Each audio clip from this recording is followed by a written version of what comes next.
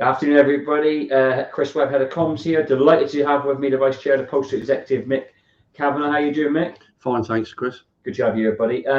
So we've seen a couple of other videos doing. We've got our executive members coming on. They're talking to you about getting the vote out. They're talking to you about the meetings they're handling, and in different areas of responsibility. You're gonna have an interesting chat now with Mick on a few of the areas he covers. First of all, though, Mick, you've done loads and loads of gate meetings. I've seen you out and about, seen the photos, mate. What's the response from the members been in the meetings you've been doing? Yeah, the response, Chris, has been fantastic, and I think quite clearly the members have seen through Royal Mail's propaganda that's been put out for the last few days, and the attacks that are going on currently in delivery offices up and down the country and mail centres and parcel force. Our members are up for the fight, and I think quite clearly we will see a overwhelming, if not a massive yes vote. One of the things Royal Mail was saying, I noticed in some of their comms, is everyone's coming to work in Parcel Force, and I noticed in your branch you have the biggest Parcel Force centre depot in the whole of the country, and every time I looked at your picket line, they were absolutely massive. Oh, they've been fantastic, and I think quite clearly from the parcel hubs that we got, which are actually that's the biggest in Europe, actually, the parcel hub, and our members have been absolutely fantastic in there. There has been some flakiness, but not that many on what Royal Mail are saying. But quite clearly, they've given massive support. We've had a gate meeting this week, and they're up for the fight. No, it's spot on, and that's what we're hearing, not from Parcel Force, from MDEC, from admin, from fleet engineering, right through the Royal Mail group. Is that support is absolutely stunning and unwavering. One of the things you do for the union is obviously deal with lots of the national appeals, and that's where our representatives have been, dismissed or disciplined. You must be seeing, with some of the stuff we're hearing about the way our reps are being fitted up, there's no other way of putting it, throughout this dispute are absolutely outrageous. You must be seeing some things in the last couple of months that you haven't seen in your long career in the union. Yeah, yes, Chris, I've never seen anything like this, and I think over the 50 years I've worked for Royal Mail, the attack that's gone on, not just on our representative but our members, is totally unacceptable. We are booking in now a lot of national appeals that are coming through, and some of the fit-ups that's currently going on at the moment is absolutely unbelievable.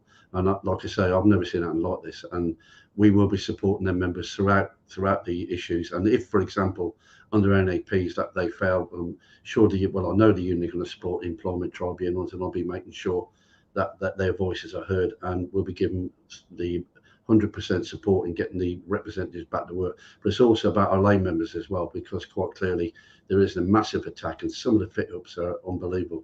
And I know the union, I know Dave has made it clear that we will be supporting our members, whether they be representatives or lay members. I think it's important we have that differential, that one is not going to get more than the rest, and I think that's quite clear that we are going to be moving on that basis. Simon Edmonds, Mick, says, "Who are you?" I don't know if he's talking to you or talking to me. Either way, Simon, you should be doing a gate meeting right now. You should be on here talking to me and Mick. So get back out there. Yeah, good afternoon, Simon. David Walker, Mick, makes this point. Management are panicking, vote yes and drive home a CW advantage. It would be the straw that broke the camel's back. It does feel, because obviously, they are a lot of this is psychological from the company, like deliberately, designed to, you talked about a plan to sort of undermine members, undermine their confidence in themselves, in the union, and their ability to impact change.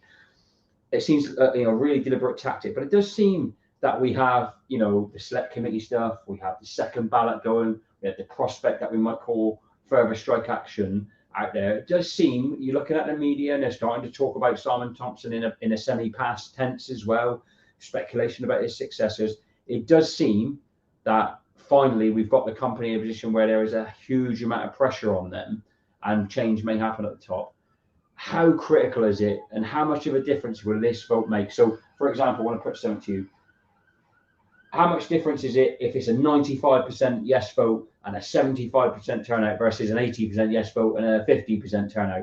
The more the yeses, surely the stronger your hand and your fellow executive members and officers. I think it's really important, and I think after the last vote, which we announced, was massive, and we need to maintain that. Look, at the end of the day, some members who have gone in the dispute have been under financial restraints, and we need them to vote yes as well. Because they can see exactly what Royal Mail are up to. And I think that over the propaganda that they put out, it really, in my view, wouldn't be a massive yes vote. And we need to make sure that message gets out right across the whole of Royal Mail Group, because it's not just about delivery offices or mail centres, but everybody. And I think the change that they're imposing, would, in actual fact, if anybody who was thinking of voting no should be voting yes, and to make sure that, I think it'll be massive, and I think it will change the position of Royal Mail, and I think it's important that everybody gets out there and votes yes.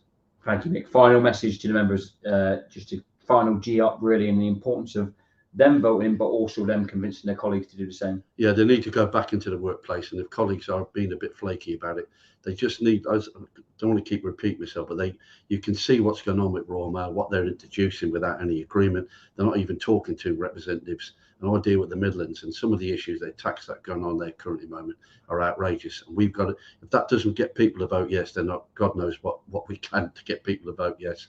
And it's really important we get that message back into delivery offices, mail centres, right across the board. Thank you, Mick. Fantastic, mate. Jane Massey, and I finish on this, says, I think everyone understands the importance of this vote, and I think you're spot on, Jane. But let's not be complacent. Let's make sure that we keep having those conversations. Thank you to Mick. Thank you to everyone that's come on. We're bringing more and more of these videos. Get the vote out, everyone. Come on, it's all of our jobs to win this ballot. Vote yes. Thanks, Chris.